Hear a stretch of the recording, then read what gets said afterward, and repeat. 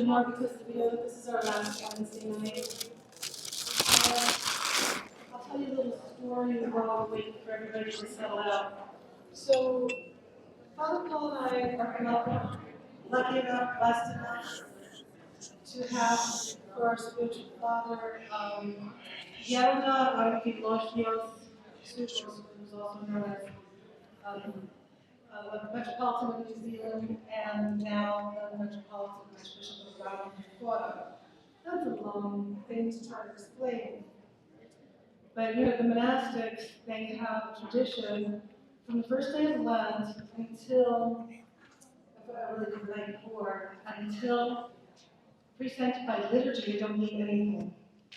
And they call it the first Pascha because they're filled with joy from the pre-sanctified liturgy, and they break the fast, and it's a very joyous occasion.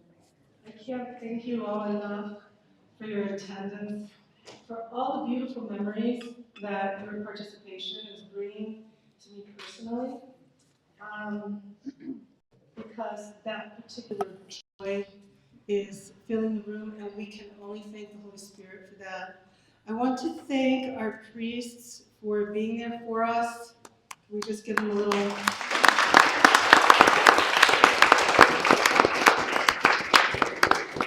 It wasn't too long ago during COVID, we couldn't enter the church. Imagine if we didn't have priests. And I think in appreciation for priests, when we hear about our saint for today, Saint Iakovos Tsalikis, I think our appreciation for priests is going to grow. Today, I want to thank people who came from outside of our parish to be here with us. We have with us Mr. Koubarakis is here today. Thank you. I also, is anybody here from St. George today? We almost always have someone from St. George. Bravo. Is anybody here from St. John's? We have from St. John's, we have a couple of people. Thank you so much for joining us again every time we see you. Anybody from Assumption? The speaker. Anybody from Annunciation? Wow, there you go. Okay. I'm going to take a long shot. There isn't anybody here from Nativity, is there? Woo-hoo! All right, that's good. And then is there a parish that I missed? Holy Cross? St. Nicholas Ann Arbor? Wow, Ann Arbor. Okay, thank you so much for joining us. That's good. That's really good. This is our last Lenten lecture for the season. And I say it with a little bit of sadness again because I know it's going to be another 3 seasons before we start this up again. But the work for this starts in October. So I'm going to take a little time to thank some people that I really want to. First of all, this Spiritual Life Committee, who there are 4 of them who have taken on a lot of the things that I was doing before, and I just really want to. I'm not going to say their names on now, but I just want you to know that there's other people who are working on this now. I want to thank our president for all the ways that she's coordinated between us and general parish functioning. She's doing a whole lot. We want to thank the endowment fund, because without the endowment fund, there's people who are on the committee here, so let's just let them know that we appreciate it. Without the endowment fund, we would not be able to put any of this on, and we are fortunate that we have a group in the endowment fund who believes in the mission of these lectures, and the role of it is adult catechism. So you all know that, in case you didn't know, you're all being catechized. You know, over every night, like after pre-sanctified liturgy, we finish this, I wake up in the morning and have all these pithy things to say for next week, and I never think of them. But the one thing that keeps coming back is the thing that my grandmother said: you should be willing, we should be willing, she was talking to me, you should be willing to wear out 40 pairs of steel shoes to get to one of these services, because the power and the benefit of these services is so profound. And I think you're all feeling it. And I don't want you to forget, I'm talking about it like this is the end, but next week we have the Palm Sunday luncheon. And we have an amazing speaker, and Jan isn't here yet, she's got a big thing going on at work. Jan Papadelis, actually ran into our speaker on the way to California at the St. George Church in Albuquerque. He was speaking, she got to meet him. I thought she might be here tonight to say a few words. But I'm going to try to get Father Paul to get her to say something on Sunday so we can see if we can get more people to come to the Palm Sunday luncheon. Food is going to be great, and the lecture is going to be even better. So, and then I also want to thank Father Paul, who gives us the inspiration for the content. He decides the theme each year. He also guides the process, and believe it or not, we could have had 2 more lectures with the number of people that he knew who knew saints. You know, it's a lot easier to do this in Greece because everybody in Greece knows a saint, right? But how do you find that here? We hardly have any relics compared to what they have in Greece, and really in all of European and Middle Eastern Orthodoxy. There's so many relics here. We have to really revere the few that we have. But I want to thank you so much. And this year, just like the talks about the icons, these lectures this year, and again, I'm thanking Father Paul still, have given people the feeling that they've encountered, that they've actually met the saint. And that is because just by talking about them, we bring them into the room with us. Just like being in front of the icons, like we learned last year, brings us into the presence of the saints, of the icon that is there. And so, so we asked, when we were first talking about this, I'm like, hey, Father Michael, we might have to call on you, but I have to ask Father Paul. But before I could say anything, he goes, well, if you're going to do Saint Iakovos Tsalikis, I want that one. And we're like, okay. And then Father Paul met somebody who knew him. Like, we've got to bring Mr. Isidoros. So you saw on the flyer that we had Mr. Isidoros Garifalakis was supposed to be our speaker, but he got ill and couldn't travel. And so if we could just pray for him that his health improves, please. And if Mr. Garifalakis is watching, everyone here is doing a sign of the cross for you. So we also tried to get someone to come to talk to us about probably soon to be named Saint Ephraim of Arizona. And I know a lot of people want to hear about him, but it seemed like it wasn't the right time. We did a lot of looking around for people, but we might still be able to get it done before the end of the year. And with all of that said, I'm going to ask someone who needs no introduction, Father Michael, to come up and tell us about him.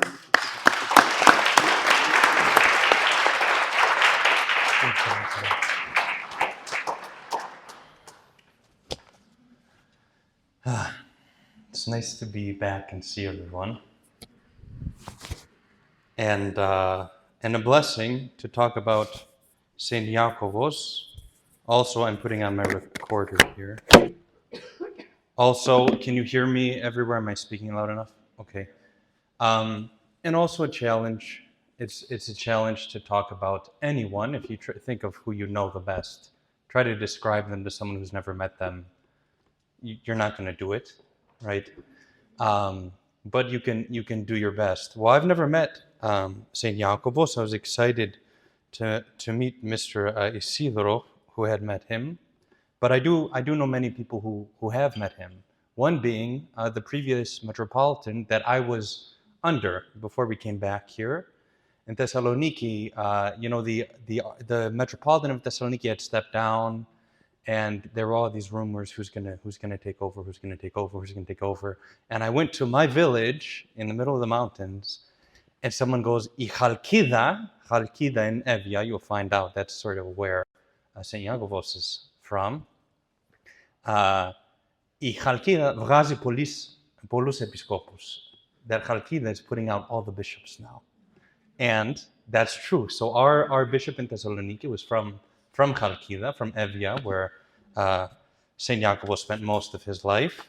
And also, the metropolitan of our own village, that village in the mountains, is also actually, he was from Evia as well, and they both knew and were formed by St. Iakovos. So we tend, as limited as we are, to sort of limit the impact that we can have on the world. But we see that when people give themselves to God, if it's His will, then it's really true what they say, that with God all things are possible. And so even someone who lived piously on some quiet monastery on an island is still influencing people today and making the city put out bishops, if that's exactly what's happening. One other person, I'll just start with a quick story, because stories are always good, that knows St. Iakovos was the priest in my village who's about, he's in maybe 60. And I met him and he said, I remember seeing St. Iakovos when I was like 17. And I looked at him and I said, they say he's holy, but he might just be kind of wild and crazy. Wild and crazy, okay? And then he said, he became a saint. They started writing books about him. So I went and picked up the first book published about him. And I went to, and I grabbed the book. I was taking it out of the bag, and it fell down. It fell open on a page. And I opened it up, and right in the middle of the page, it said, it was quoting St. Iakovos, "Some people think I'm wild and crazy."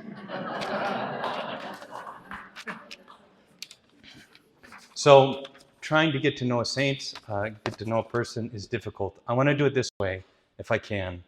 I want to do one brush stroke that will just take us to have basically a picture of him from a bird's eye view, sort of if you had to write his resume, what it would say on it. And then I want to go a little deeper and look at people who knew him and experienced him, what they said about him, what they were able to share. And then at the end, I'll close by just one thing that he said, hoping that it can help us. So, Saint Iakovos Tsalikis, you see various pictures just cycling through. They're a little blurry. You also have a picture there in front of you, hopefully, of Saint Iakovos. Saint Iakovos was born in 1920 in Livisi of Asia Minor. So, the islands of Greece, some of them are quite far from Greece. One of them being, Rhodes is about 60 miles from this place in Asia Minor, Livisi. Asia Minor, we say now, modern day, Google Maps says Turkey, right? We're talking Asia Minor, Livisi, about 60 miles northeast of Rhodes, more east than north.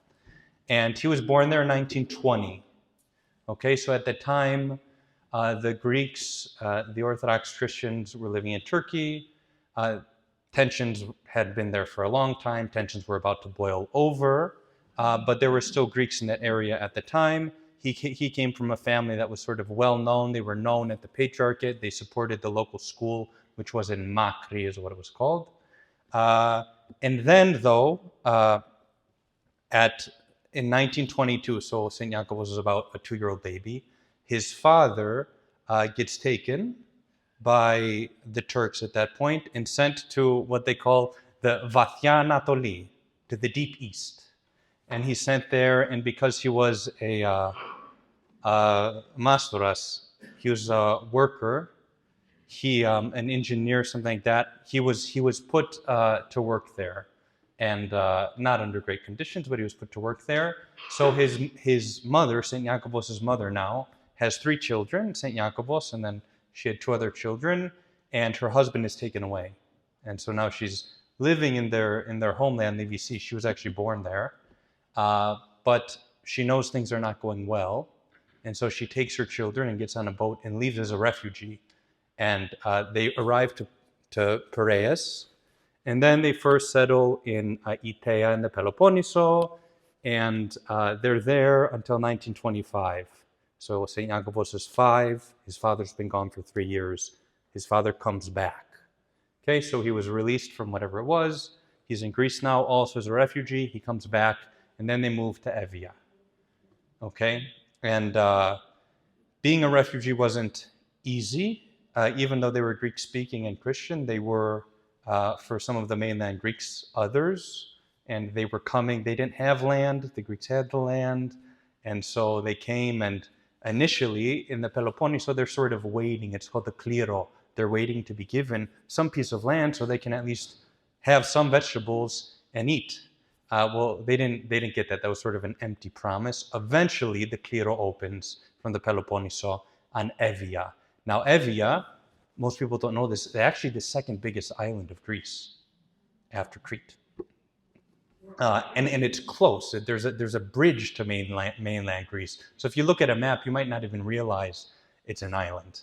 Anyway, they go there. They go to North Evia, and that's where St. Iakovos spends his life. So again, just bird's eye view. I have to stop myself from going into details. We'll get there. He lives in Evia. And he finishes Δημοτικό, so he finishes school in 1933. So he's 13. His dad says, okay, no more school. You need to come help us work so we can live, because life was not easy. So they do that. And then when he's 18, the Metropolitan of Chalkida, which is the capital of Evia, ordains him a reader. So you've probably seen this happen here in our church, someone getting tonsured. I don't know how frequently it happens now. I remember when I was tonsured. So he's ordained a reader in 1938. 1942, when he's 22, his mother dies. 1947, he goes and serves in the army, so he's 27. 1949, his father dies, and St. Iakovos, we'll find out later, always wanted to be a priest. But his mother said, when she was dying, you have to make sure that your sister gets married. Right? Because at that time it wasn't so easy. So she had to have a prika, she had to have a good reputation to get married, a dowry. So anyway, so 1949, his father dies. He's sort of the head of the family. Though he wants to be a monk, he sticks around until 1952 when he sees his sister married. Then right after that, he plans to go to Jerusalem, and there's a story here, to become a monk, because he had a relative, Theos Dimitrios, who had himself, though not proclaimed by the church, but had himself been sanctified, become a saint in the Holy Land, at the temple of the resurrection there in the Holy Land. So he wanted to do that. He said, "I'm going to follow my uncle's footsteps. This has always been in my heart." But anyway, for some reason, which we'll find out later, he stays on Evia, St. David's on Evia. And so 1952, he goes to the monastery. About a month later, he's ordained a priest. And then he lives there as a monk/priest with 3 other sort of stable monks. So this wasn't like a huge monastery with a bunch of people in it. There were 3 other people, Gerondakia, they were all older than him.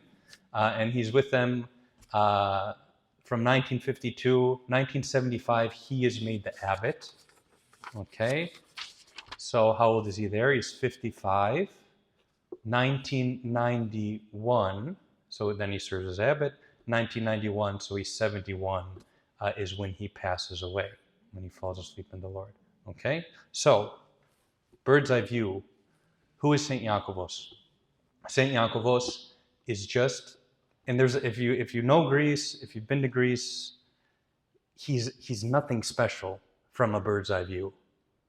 There are so many monasteries in so many villages, and there are so many that just have 1 or 2 people. And you sort of see people in general can look at these places and say, oh, there's just someone sort of keeping the door open, right?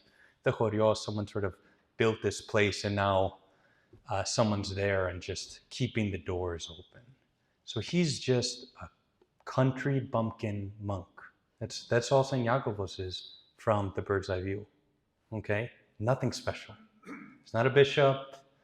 He's not a traveling priest that goes around and preaches. He's not an abbot on Monathos. He's an abbot of a monastery that was built in 1520. It was burned in 1830 by the, I think 1824, by the Turks. 1870, it eventually gets rebuilt after Greece gained its independence, and then but when he arrived there, it was really just nowhere to write home about. It would be maybe one of those monasteries, if you've only been watching the fancy monasteries, that you would go visit in Greece, and you'd say, "Oh, really? Like this is where we're sleeping?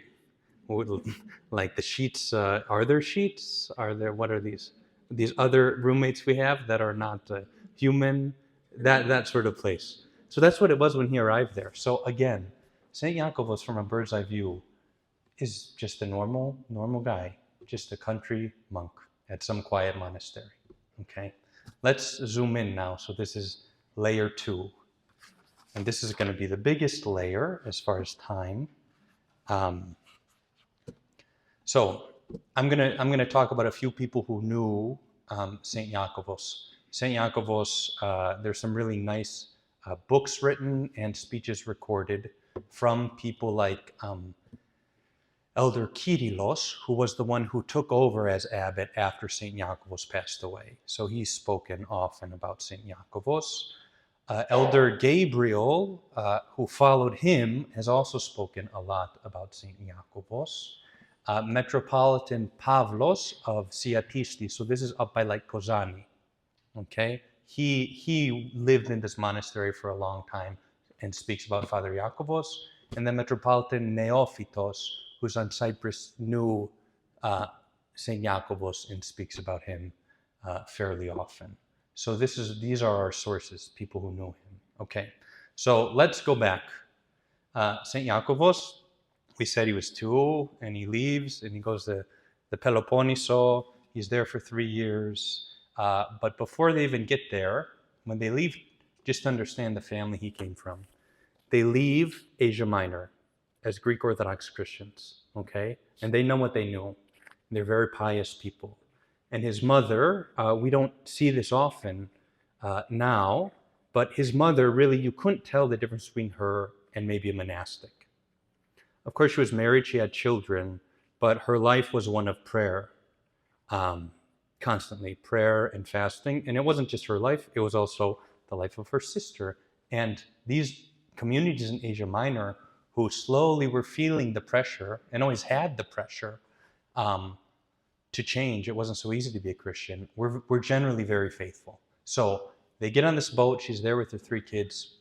They go to Piraea, to the port in Athens, and she hears some workers swearing using the Virgin Mary's name, right? Vrizun tin Panagia. So they're swearing using the Virgin Mary's name. And she says, it would be better if we turned around right now and went and lived under the Turks, because we did not do this in our village. Just to show you the difference in the society that they came from as refugees to what they encountered, at least in Piraea. Okay.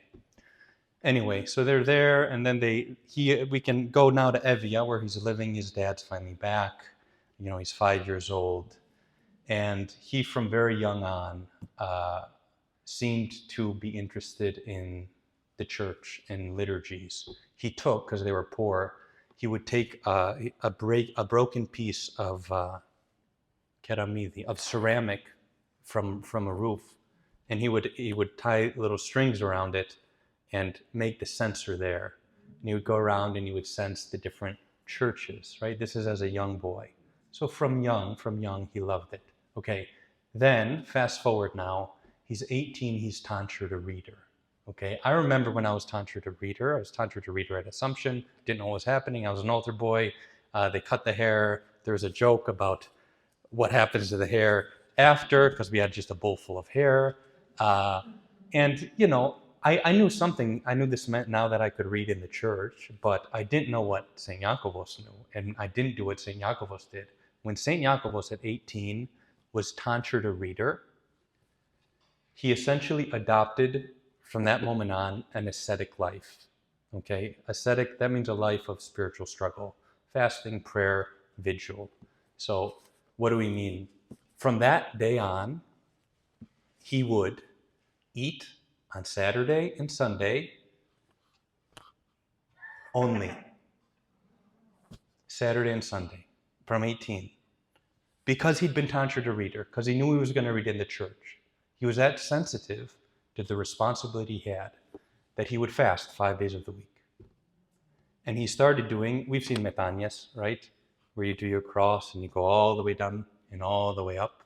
So at that age, he started doing 1,000 a night. So instead of sleeping, as an 18-year-old, he would do 1,000. Eventually, in his life, that number gets to 3,000. But my point here is not to be sort of impressed by the asceticism, but to be impressed by the spirit, by the serious manner in which he took the church and his relationship with it. It wasn't sort of a game. It wasn't a new role. If he was going to read in the church, he was going to be doing his best, not to be worthy. We're never worthy, but doing his best to respond to that responsibility from 18. Okay. He continues. He goes to the strato. He goes to the army, and people make fun of him because he's living such this strict and pious life. They call him either Chazo Iakovos, a silly or stupid Iakovos, or Padre Iakovos, Father Iakovos. So they're making fun of him. What are you going to do? You're going to be a priest, okay? Like, religion's good, I know, but I don't want to be too religious, right? We of course hear that. Oh, my in-laws are super religious. Or, oh yeah, that guy's super religious. We don't want to do that. So anyway, that's what they were telling him in the army. Of course, they got to know him as well. So on the one hand, they're making fun of him. On the other hand, when one of them gets sick in the barracks, who's next to them praying all night? St. Iakovos. And then when he has his adia, his vacation, to go for a couple of days, leave the base, and go, he got it on Pascha because his leader was impressed by him. He liked him. And so he says, well, I know you love the church. You get your adia, your vacation, on Pascha. Well, one of his comrades there said, you're going to go and you're going to go to church and say your prayers. But what about me? I have a fiance at home. Why don't you let me go see her? And so he goes to the commander and he says, I don't want to go for Pascha, though of course he did. And he says, I want my brother here to go. And then he was stationed sort of on the mountains around Athens where they could hear the bells of Piraea.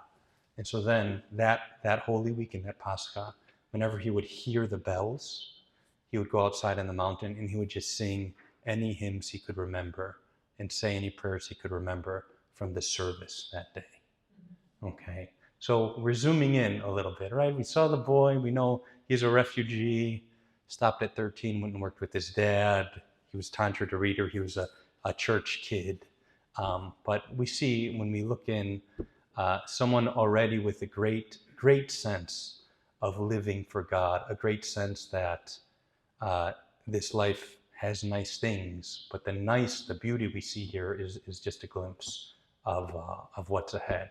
And so from young, he is deciding to shape his life, to respond and to move towards that beauty, okay? So that's him at 18. We'll first fast forward now. He marries his sister, and then he goes to the monastery. He said this is 1952, so he's 32, so he's been patient because he wanted to be a monk from a very young age, remember? And he wanted to go to Jerusalem because that's where his uncle had sanctified himself. So on the way to Jerusalem, though, because he was from Evia, he decides that he's going to go to stop at St. David Monastery, this little monastery in northern Evia. When he goes there, he's outside of the gates and someone opens the door for him, an old monk. And he walks in and he sees, they're described, he describes them as palatia. The cells where the monks live seem to him to be so much like paradise that they're like palaces. And he asked the old monk, the whole monastery is beautiful. You can see, the incense still in the air after the services. And he asked the monk, is there any palace here for me? The monk says, yes. Okay. And then the monk leaves. He goes into the church. And the other monks are in there. And they say, who let you in? The gate was closed. He says, the monk, the father let me in. Who? It's just us here. And he looks over in the church and he sees the icon of Saint David, who was the founder of the monastery and later who it was dedicated to. And it was Saint David who had let him in. And when he goes outside again, he realizes that what he'd seen, what a beautiful monastery he'd seen, wasn't what the monastery was then. That the monastery was actually in disrepair.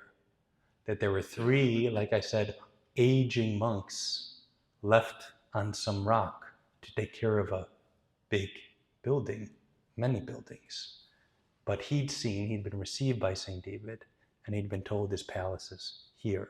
And so, well, he changed his plans, right? And he stays there, and that's where he stays for the rest of his life, okay, at that monastery. So, his general program, 1952 to 1975, he was just a monk there. He was ordained about a month after. I forgot to say this. He was ordained to the priesthood about a month after, and the bishop ordaining him told him, he said, Iakovos, you will become a saint, and one day the church will recognize you. That happened in 2017. That's when that came true. He was ordained in 1952. Okay. But anyway, so he's there. What's his daily program? Okay, his daily program is this. At night, you have in your cell what's called a canon.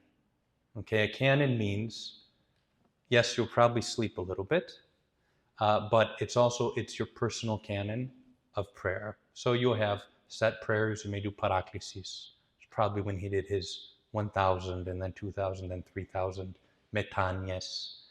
He had his set prayers at night.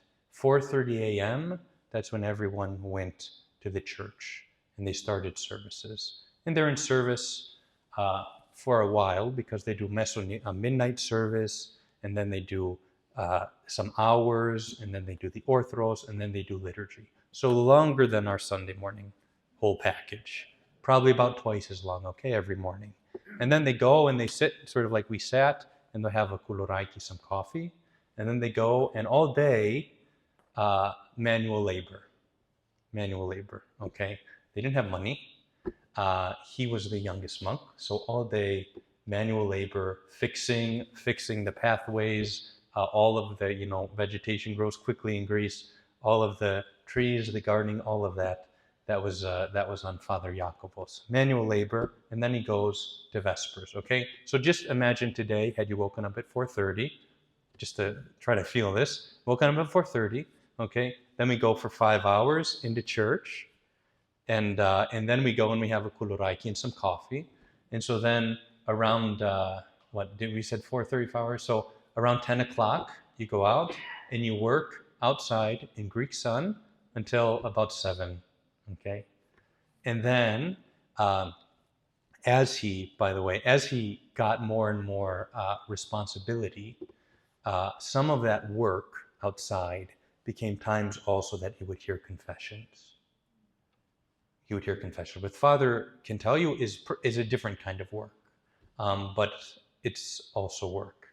And so he's hearing confessions, and then Vespers happens, and then Compline, it's like 7:30 p.m., then they might eat something.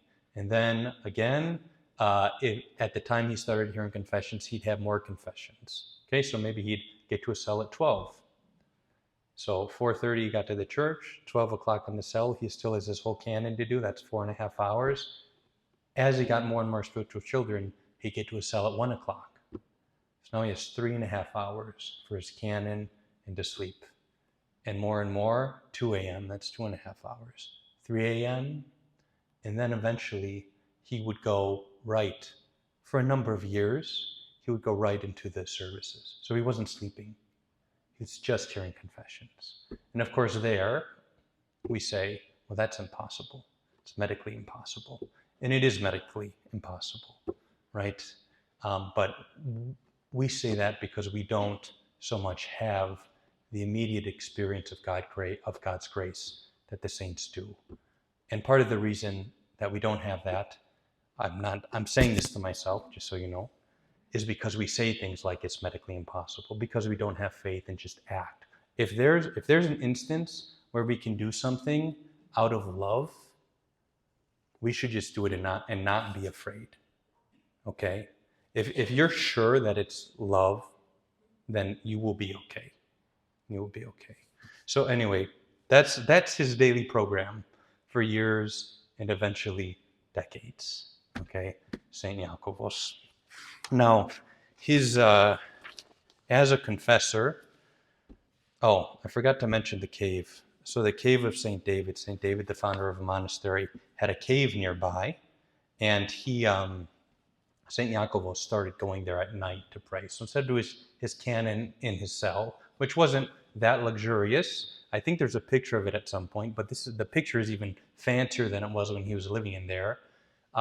He just slept on boards. He had boards and a blanket he would sleep on the ground. Anyway, I guess he wanted, he didn't, that was too comfortable, and he would fall asleep on it, and he'd prefer to be praying, whatever it was. So he started sneaking away to this cave that was quite a walk in the middle of the night, and it's not curated. So anyone been to camp? I know some people have been to camp. Our camp, there's sort of a curated walk through the woods, right? And while it can be unsettling, you know, like, okay, my counselors are in front, my counselors are in back, and there's no bears in these woods. Okay, his walk was uncurated. There were snakes, there were scorpions, there were other things you're hearing. He didn't have a cell phone, right, if he got hurt. And he would admit, from young, sort of a frightful person. He was easily made afraid. But anyway, he got up the courage and he would walk to this cave. But one night, as he's praying in this cave, I feel like my wife would not love this story.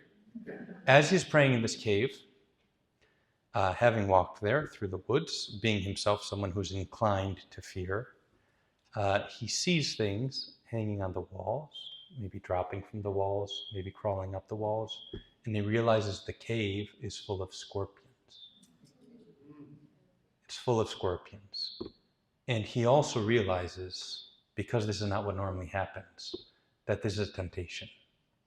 So though he's afraid, he takes his walking stick and he draws a circle around him. And he says to the scorpions, fateme, eat me, apo do δεν θα φύγω. I'm not leaving here. And he finished his prayer. And then he came back. Okay? Moments of trust in God. We see it from when he's young. We see it throughout his life. Let me get into miracles. Okay? We could go on and on just about daily things like that. But I'll tell you miracles. So Metropolitan Pavlos of up there by Kozani, Siatistis, Sisaniuke Siatistis, his first meeting with Father Iakovos, he was going there because the monastery was having its feast day. So he gets in a taxi cab and he goes up to see Father Iakovos, who he'd heard about, but really to go there for the Panigiri, it's the big festival. And the taxi driver starts telling him a story. So this miracle happened to the taxi driver. He says, I was going once, there was a mom and her child, and the child was very sick. So they were taking the child and his clothes, this was a custom on the island at that time, for the monks to go read a prayer over them, over the child and over his clothes to help with the sickness, okay? As they're going up, there's a place in the road that's sort of like one of those, you have to turn and go up at the same time and you're in a manual car. And so he said the taxi always gets stuck. So it got stuck there. As they're waiting, they see a man coming down on a horse. It's Father Iakovos. He's coming on a horse. And they say, Father. And he says, don't talk to me. I have communion right now. I'm going to Damya, which was by the sea, about 8 kilometers away. I'm going to Damya. I'm going to commune someone. Let's not talk now. He keeps going. Okay? Well, let's go to the monastery anyway. They continue. They go to the monastery. And naturally, after they get in the gate, park the cab, the taxi driver went in with them because he was going to take them back as well. He goes into the gate, and they go into the central temple, the central temple of the monastery, and they light their candles. And then they see a priest come out of the altar, and it's Father Iakovos, who they'd just seen on the way to Damya. And the taxi driver goes, Father Iakovos, Didn't you say you were going to commune someone? Yeah. Wasn't Damya, weren't you going to Damya? Yeah. Well, aren't you going to commune them? I did commune them. How did that happen? And he says, those are God's things. I don't know. He just simply, that's God's stuff. Okay. So that was this metropolitan, how he met him. He ends up staying with St. Iakovos. You can see him in one of these pictures. He almost looks like St. Iakovos, but with a darker beard. There's one of them standing together. That was his first meeting with St. Iakovos.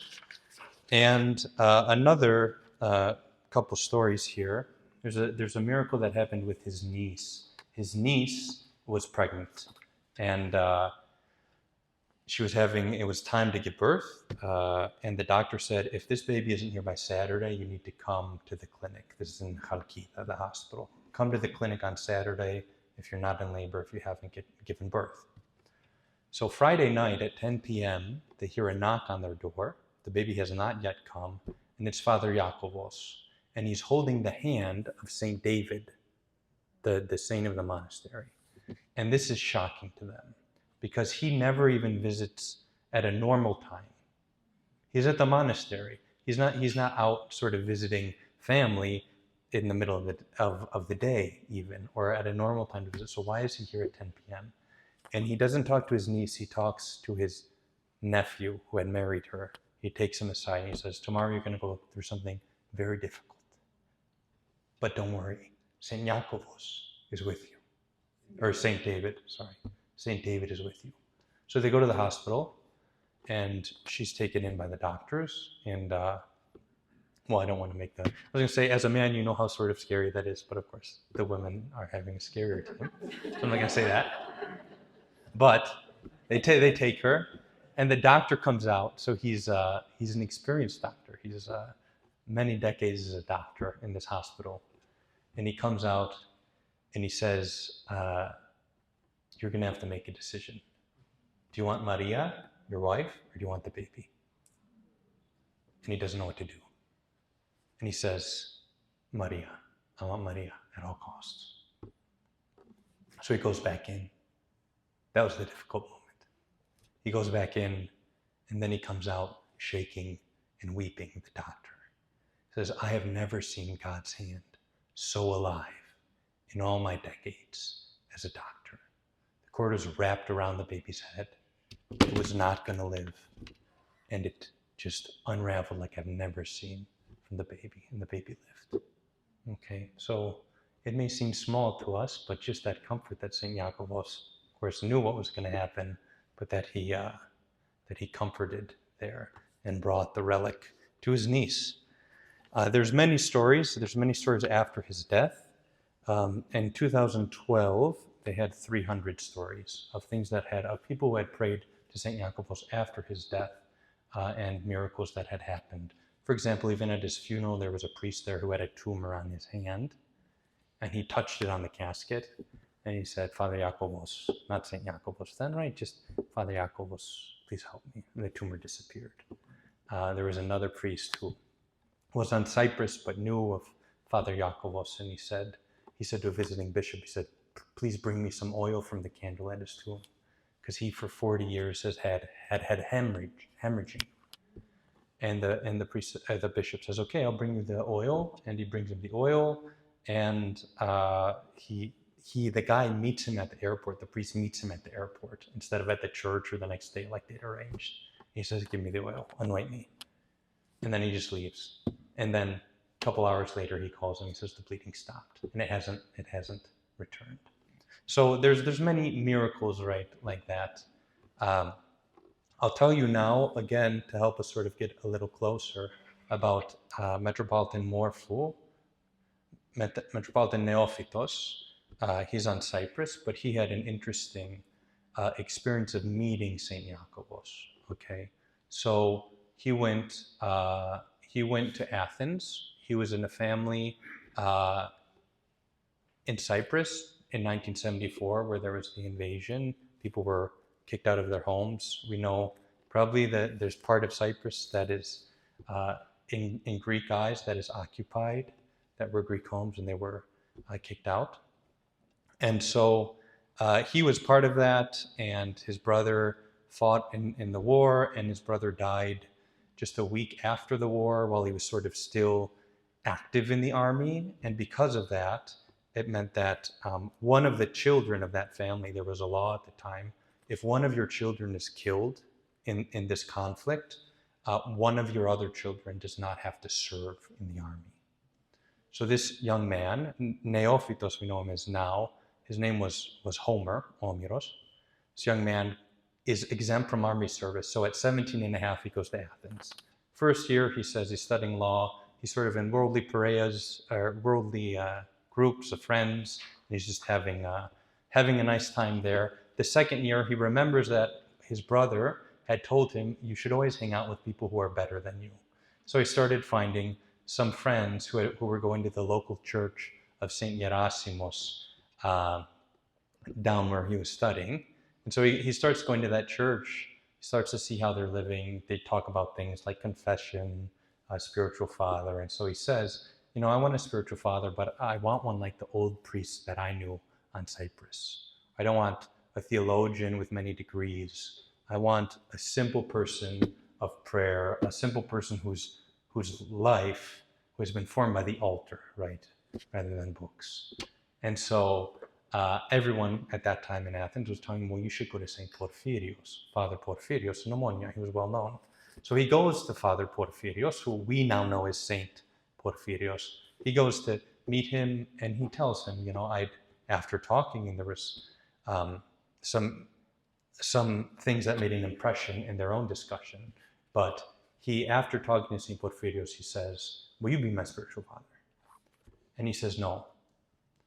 He says, you don't need a teacher. You don't need someone who can sort of teach you about orthodoxy. He says, you're an orphan. You need a father. You need a father. You need to go to Evia. And he says, to the humblest, most secret saint that Greece has, Father Iakovos, son of Evia. Okay, so he's in Athens. He hears St. Porphyrios, who had already showed in their own conversation some of his gifts of the Holy Spirit. He says, go to Evia. You'll find your father there. Now, this Homer at the time had heard of Father Iakovos on Evia, but he just heard sort of like what I'd said. On Evia, there's a monastery, and it's sort of a country bumpkin monk there who talks to the icons like they're people. He talks to the icons. He goes and he says, why aren't you doing this for me? Every day I light your candle, and I'm not going to light your candle tomorrow if you don't help this poor mother with her problem. A simple approach. So he goes there to the monastery. That's sort of what he's expecting. So whatever we can imagine, that's what he's expecting to meet. He goes there. It's Holy Week. It's before Pascha. And he gets there at Vespers, and he sees Father Iakovos in service. And it is the total opposite of what he'd been waiting to see. So he saw a man that looked like an icon had been peeled off the wall.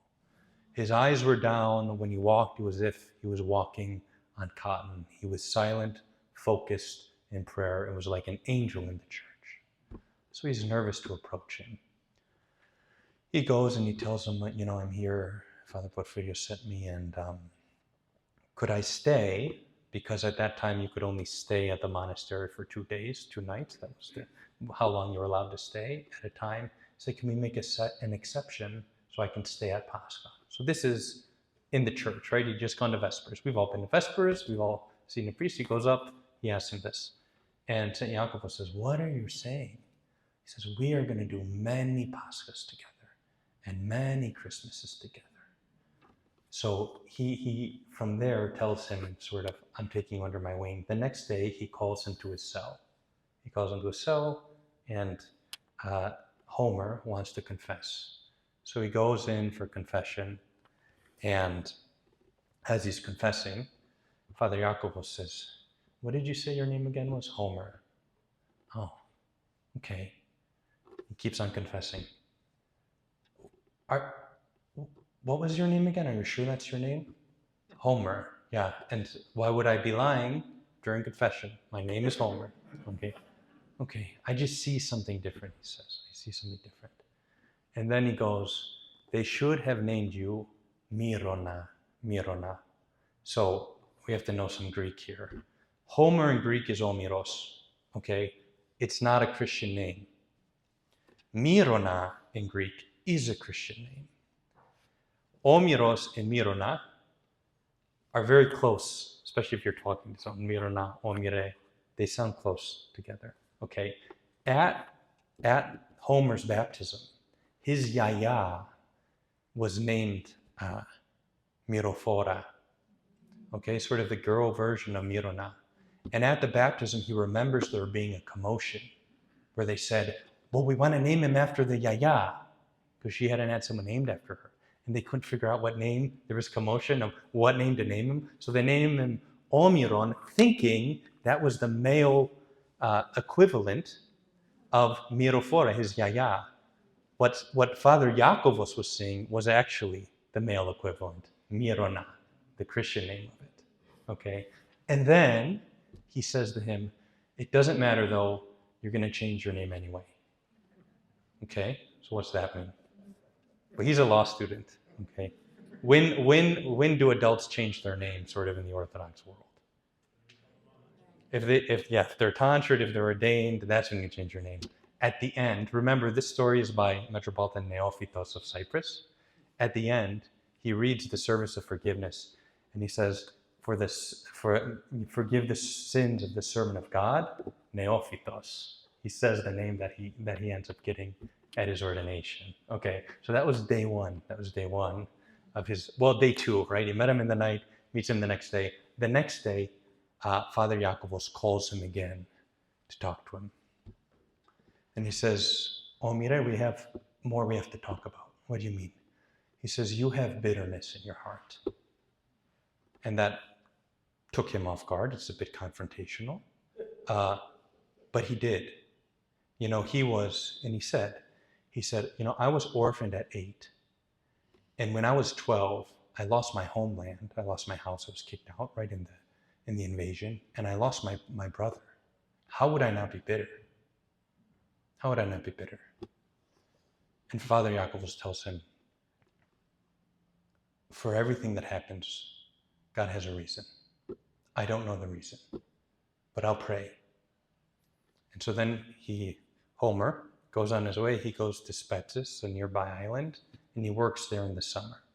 And having been impressed by Father Iakovos, he sends some of his friends, his fellow waiters and waitresses, to go see him in Evia.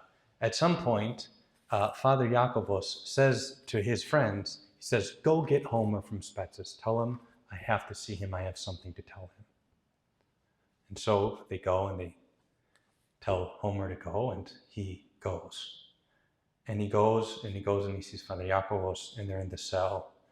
And he says, Father Iakovos says, I prayed, and God helped me understand what happened. He said, was your brother ever in love with a Jewish woman? And he says, yeah. In fact, he lived in Israel for 2 years. He said, your brother was going to marry the Jewish woman. You were going to become Jewish. Your brother was going to become Jewish. You were going to move to Israel, and your mother would have been heartbroken. Remember what mother this is, how much love she had for Christ. And so, and as a Christian, your mother would have been heartbroken. Said, your brother, when he was 24, was a very, very good man. Very, very good man. Maybe better than you understand. And God took him there. And now he rejoices in heaven with Christ. And you are a priest.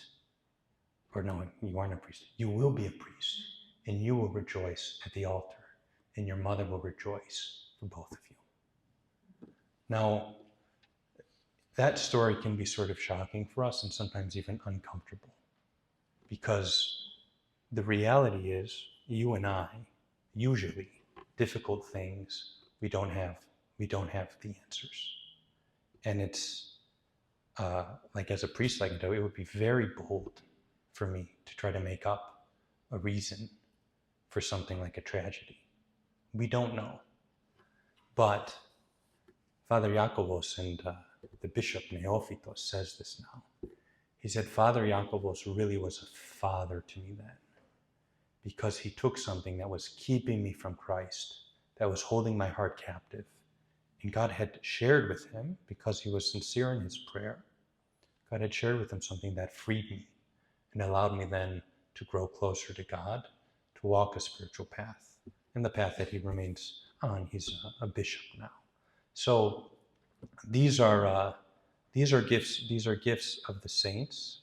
They show the power of God, and they can transform lives. And that's why you've heard about many saints.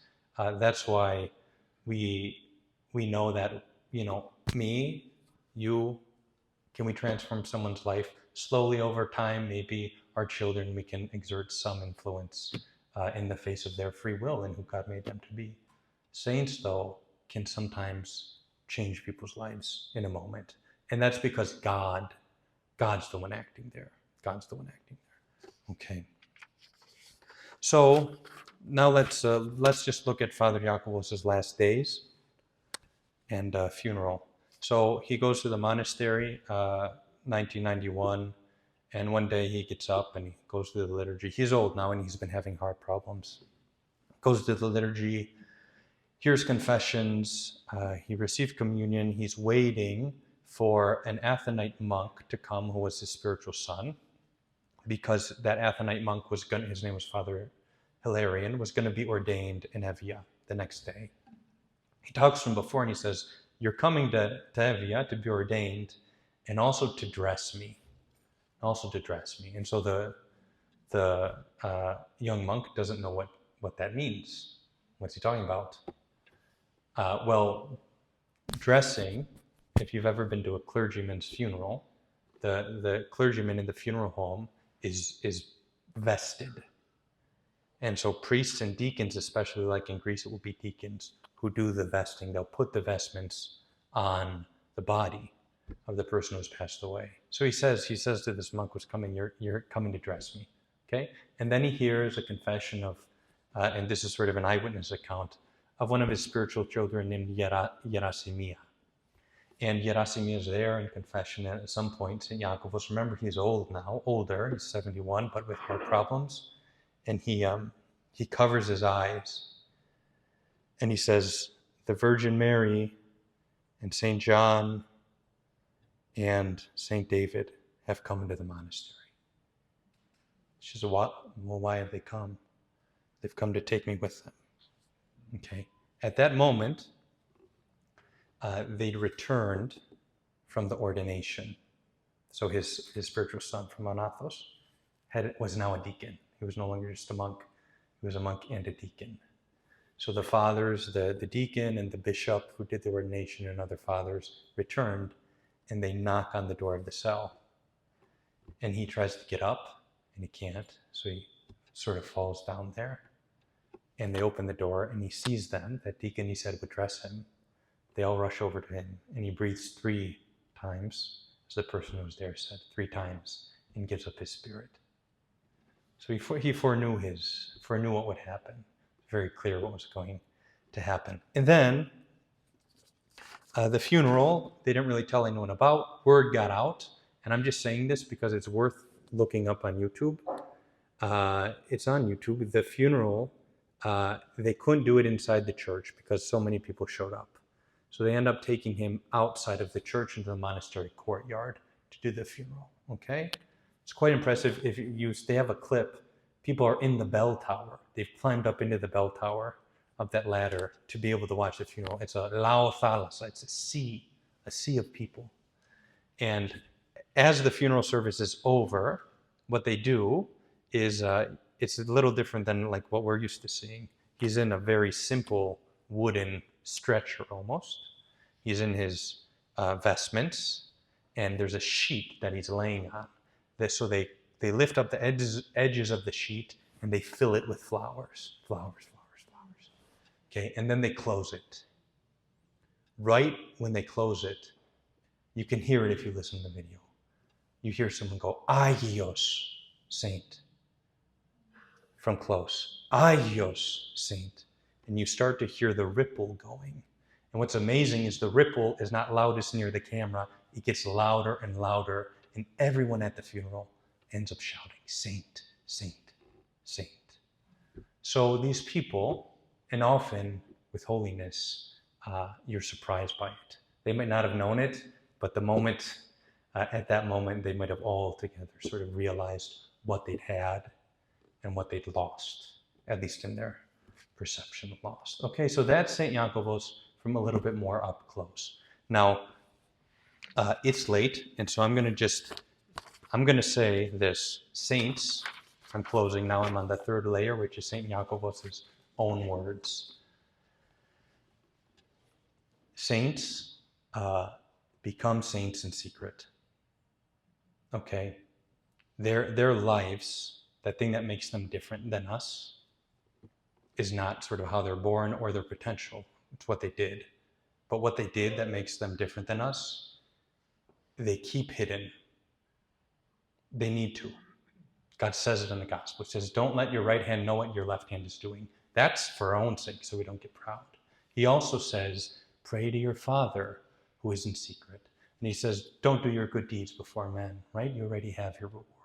So these people who love God, they become saints. Their holiness happens in hidden moments, the hidden moments where they are alone with God. Either alone or surrounded by people, but in their hearts, they're with God. That's where holiness happens. And so we don't know all of the secrets. And every once in a while, they speak because they love us, because they love God, and we get a little nugget. And so I chose a nugget here, and I have it there on your pictures. One small quote from St. Iakovos.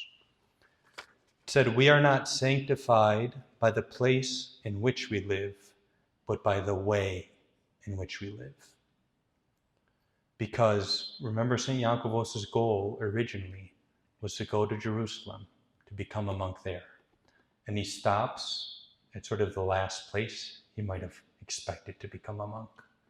And he chooses there to live for God.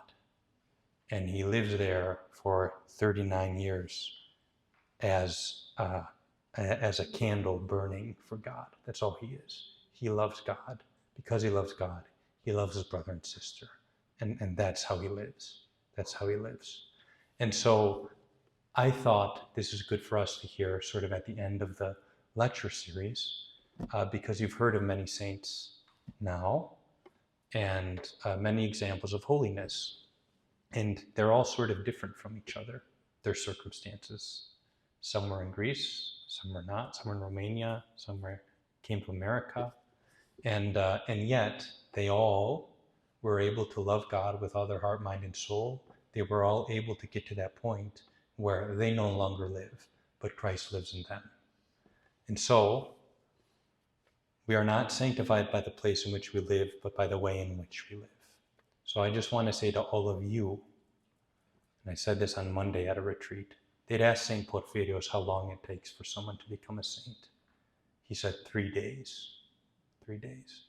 So I'm going to say to all of you, don't look outside of your lives for moments where you can show your love for God.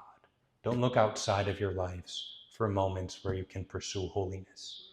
Okay? It's not in a different place. It's not with different people. It's not with a different job. It's not with a different marital status or status of children and no children. It's not in any of that. Right here, where you are, is where you can be sanctified. So I pray that all of the saints and holy examples you've heard can inspire you to understand what it takes to become a saint, not because they tell us, because they don't tell us, but because you are doing it yourself. It's the only way. So God bless you.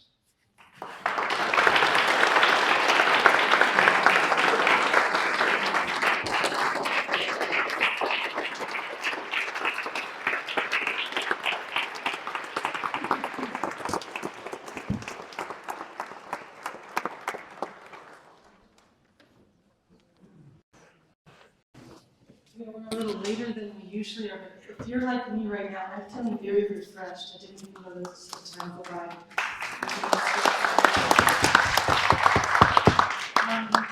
just want, if somebody has a burning question, one or two questions that Father Michael can answer, then I just have a couple more announcements, and then of course we can go. Does anybody have a question for Father Michael? Everybody good? They have my cell phone. With that, They have my okay, he cell said, phone. George has one question. No, I have a comment. A comment.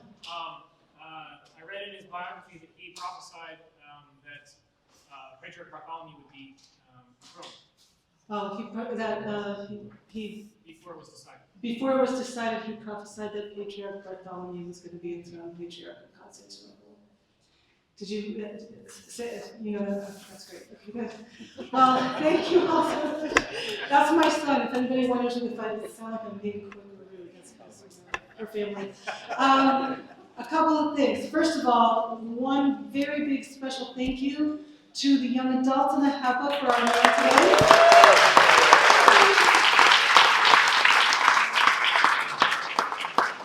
And if anybody wants to stop by the bookstore, Katina said she'll open it. I think we have some books on St. Iakovos. We definitely have a children's book on St. Iakovos if you want to get something for your kids.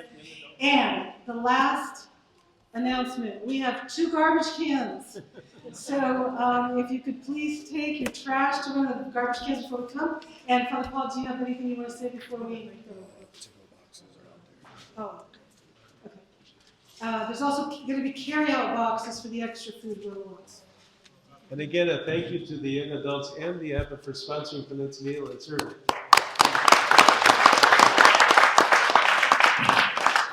And to our Greek council, Mr. Kuparakis, thank you so much for coming and making our meeting so special. Don't forget the Greek parade is this Sunday. Let's stand and then, Adam, if you don't mind coming to help me. We have to sing Kyrie ton Dynamion, Lord of the Powers, in Greek and English. You know I don't read that. I don't know how to read Greek music. Lord of the powers, be with us. Oh, in times of distress, we have no other help but thee, Lord of the powers, have mercy on us.